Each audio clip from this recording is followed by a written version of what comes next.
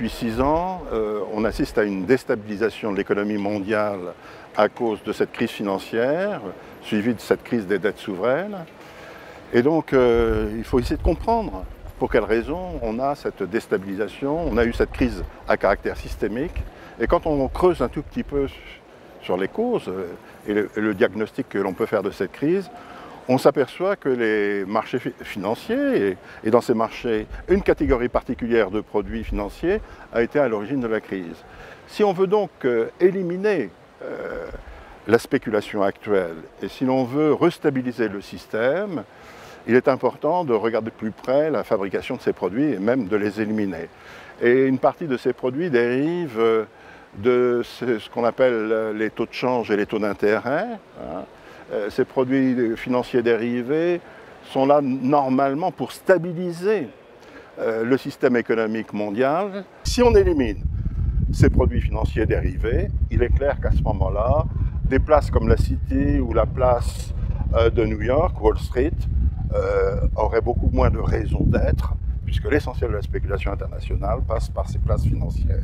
Dans la mesure où, encore une fois, le surendettement privé qui a provoqué la crise n'a pas complètement disparu. Il est porté en partie, il a été substitué par les États.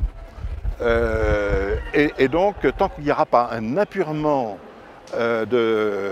du bilan des banques et un apurement aussi, évidemment, des dettes, malheureusement, on peut craindre une prochaine crise financière.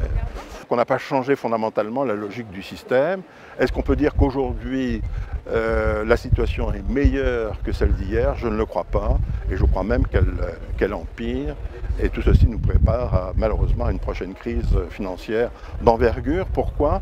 Parce que les États sont exsangues à cause de la précédente crise financière de 2007-2008, et que si une nouvelle crise intervient, eh bien, ils ne pourront plus répondre comme ils l'ont fait la fois dernière, en recapitalisant massivement les banques, en soutenant l'activité économique à coût de milliers de milliards de dollars ou à coût de milliers de milliards d'euros. Cette fois-ci, c'est terminé, les États ne pourront pas le faire. Donc, si nous avons une prochaine crise systémique, situation hautement probable, il faut craindre que cette crise soit malheureusement encore beaucoup plus grave que celle que nous avons connue. Et donc, il faudrait tout faire pour anticiper cette crise, pour qu'elle n'ait pas lieu.